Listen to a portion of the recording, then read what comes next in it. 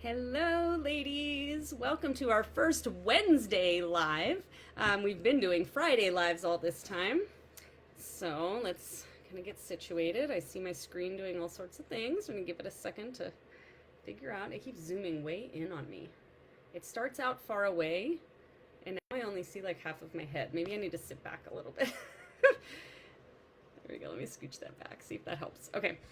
All right. So today we are talking about sleep. So why is sleep important and some actionable ways that you can improve sleep. So it's one of those things where most people very, very readily admit that they either need to get more sleep or they need to improve their sleep quality or both. They have poor sleep quality and they're just simply not getting enough of it.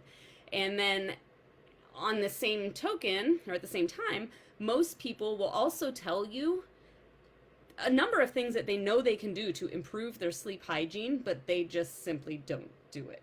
So this is one of those things where it tells us that simple education on the topic of sleep or how to improve your sleep isn't really sufficient. We need to be able to actually apply the education to our lives.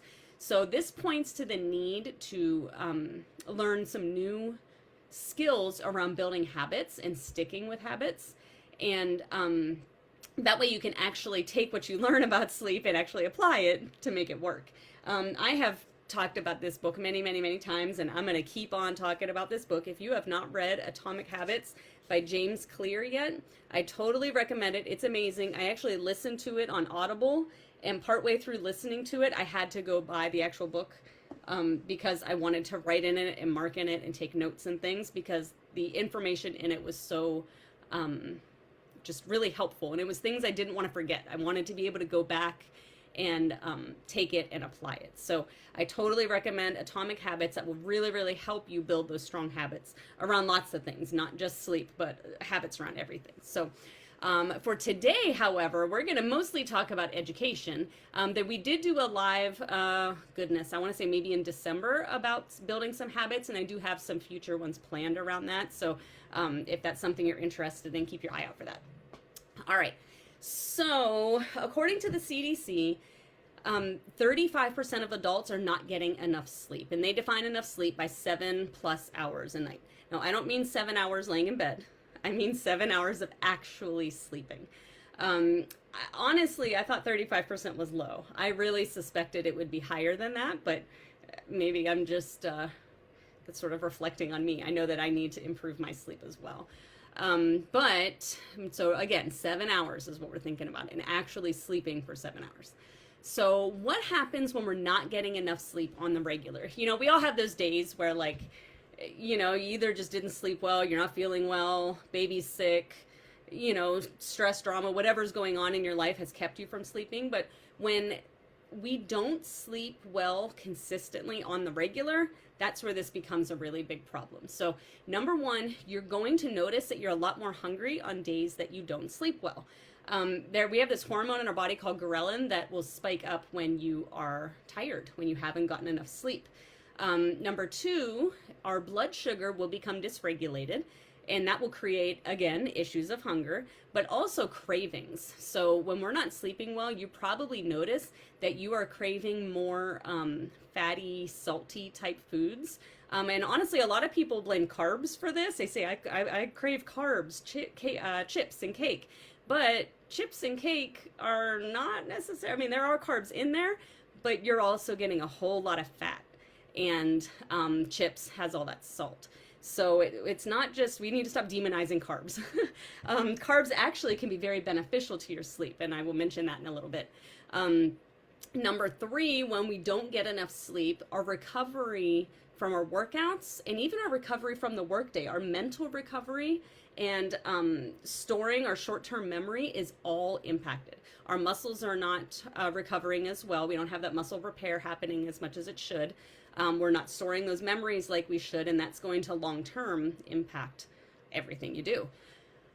Not enough sleep also leads to increased risk of heart disease, high blood pressure, stroke, and then honestly, just that general feeling of yuck, right? We just don't feel good.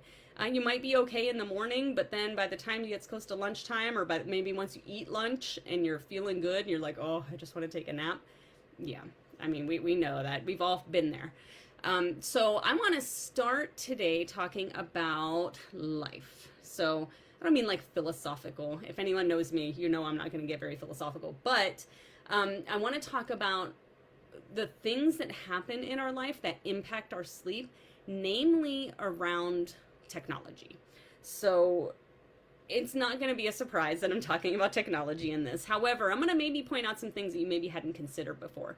So computers are awesome, right? Like, it's great. Anyone who's my age remembers life before computers, right? We went through high school with typewriters for typing class, not computers. So it's great. Like, it's this great advance that has come along. It's allowed us to connect to everyone all over the world through the internet. Our work is more efficient. It's even allowing us to work from home. I'm at home right now. So it does great things. However, at the same time, it's pushed us into this super sedentary lifestyles where we're just sitting all day long at our desks. And I know that that's an issue that I have run into myself, because I wear a Fitbit and I've been tracking my steps. Some of y'all that are in the Fitbit challenge with the group, you know what I'm talking about. You see my steps. So I went and got, you can kind of see just a little bit of it, the edge of it here on my wall, a little treadmill that slides right under my desk. So when I'm on calls and just listening, I can get some steps in, because I have discovered over the course of the last, however long it's been, 9 or so months that I've been working from home, that I have become super sedentary. So that's one issue that with technology. Another one is that while it connects us all over the world, technology has effectively isolated us too at the same time. So we're interacting far less with actual humans, and never mind the pandemic added to that as well. And this lack of or lessened contact with actual humans has created a mental health issue in many, many people. Another one is that by simplifying so many things, technology has made this situation where more and more work is getting piled onto us. You know, how many of you have a boss that says things like, oh, just run that through the computer, it'll be fine, and you just keep getting more things put on your plate. Also, let's add in the fact that I don't know many companies that even have enough people to do the job, so that the current employees aren't feeling like they're doing the jobs of 2, 3, 4, 5 people, right? So stress, super stressful. And then being overworked then leads you to look for ways to simplify other parts of your life. So most often I hear those simplifications in other parts of your life come down to your nutrition. We're eating more fast food, we're eating much more processed food, both of which is far less nutritional value, like vitamins and minerals and fiber. And all of these things are leading to inflammation in our bodies. It's leading to joint pain, and all of these things, circle back around, leads to lower quality sleep. And then the last thing about technology is that we are constantly stimulated. I mean, I'm going to be honest, right now, sitting here right now, I am looking at 1, 2, 3, 4, and my phone makes 5 screens that are just in front of me right now. That doesn't count the TV in there. That doesn't count iPads, video games, other people's phones. That doesn't count walking down the street. Even billboards are like big screens now, right? Like, we just cannot escape it. And there's just this constant mental stimulation that makes it very, very difficult to turn your brain off. So what does all this have to do with sleep? Let's talk about the hormone cortisol. So cortisol is sometimes gets a really bad rap. Cortisol is the hormone that is oftentimes to blame for localized belly fat. It's called our stress hormone. But we need cortisol for certain situations, so we just don't want too much of it, is the catch. So cortisol is the hormone that helps us to regulate our sleep. So when cortisol is elevated, sleep is very difficult. And an increase of cortisol every morning is very healthy and very normal. This is something we want. This is what gets us up and out of bed every morning. So it's important to expose yourself to light first thing in the morning, whether it's sunlight out the window or depending on when you wake up, just light, turning on your bathroom light or your lamp next to your bed. Exposing ourselves to light as soon as we wake up is what helps regulate that AM cortisol spike. But here's a problem. Guess what else elevates cortisol? All of those things I just mentioned a minute ago up above. I say up above on my paper, but a second ago, all those things that I just mentioned that have to do with technology. All of that stuff elevates our cortisol. So the cortisol is supposed to lower naturally between 8 and 10 p.m. at night. It sort of helps like down regulate our bodies to help allow us to sleep. But if we are immersed in technology, if we're on our phone laying in bed, if we're watching TV, the TV's on in our bedroom, we have this general stimulation happening all the time.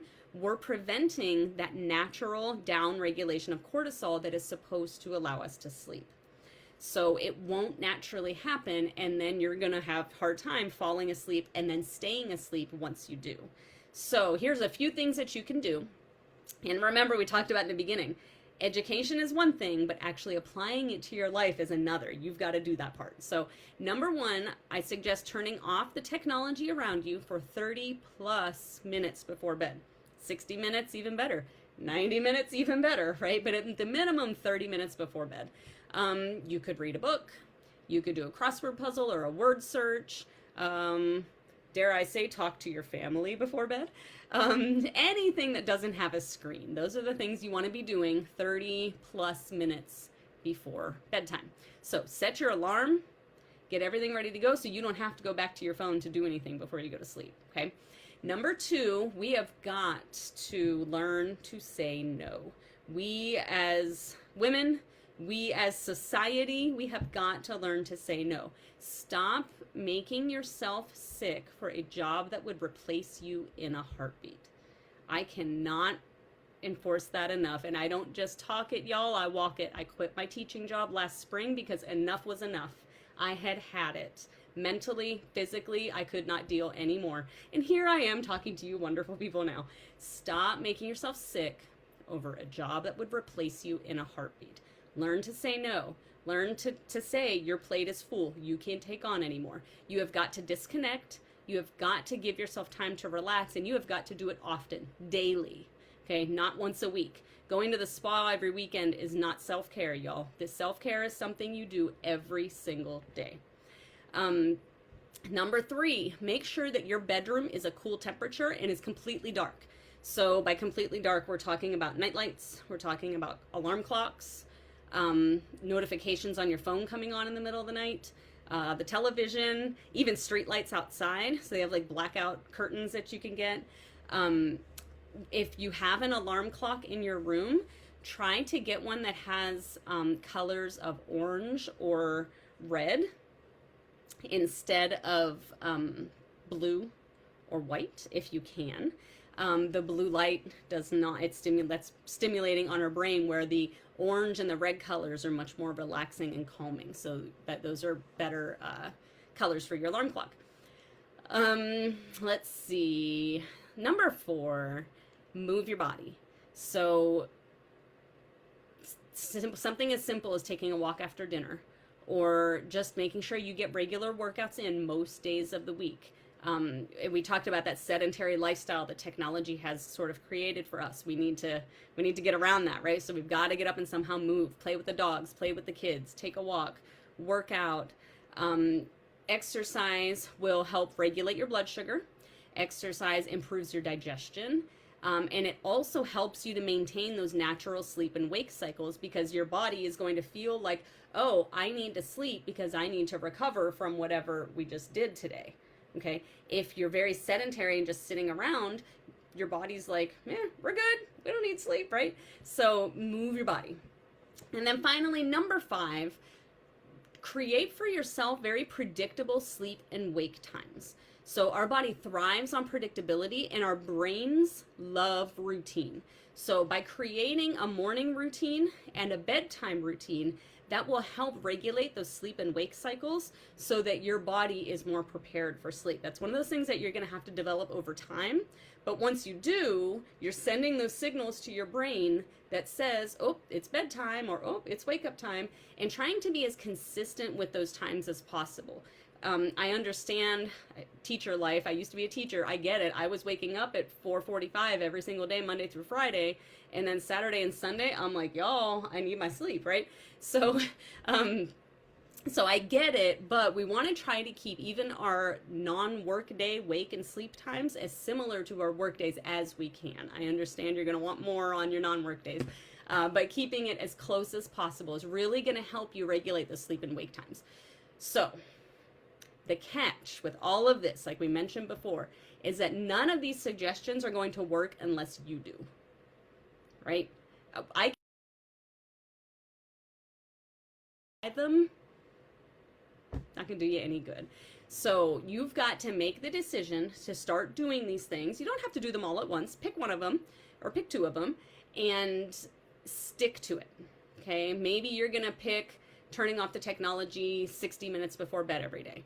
Pick that, stick to it. Okay, form a habit, create a habit. You have to do it consistently for that habit to be created. And once you stick to it, you're going to notice little by little that your body is going to reward you with the benefits of good quality sleep.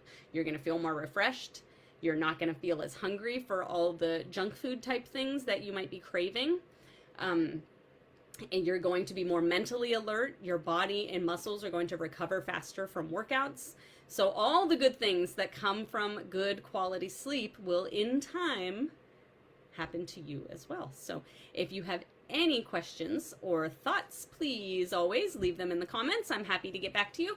If you have any ideas for future Friday, not Friday live anymore, Wednesday lives, then also please leave those in the comment. It's really, really helpful when I get suggestions from all of you. So I hope you found that helpful, and let me know what you think. I will see you later.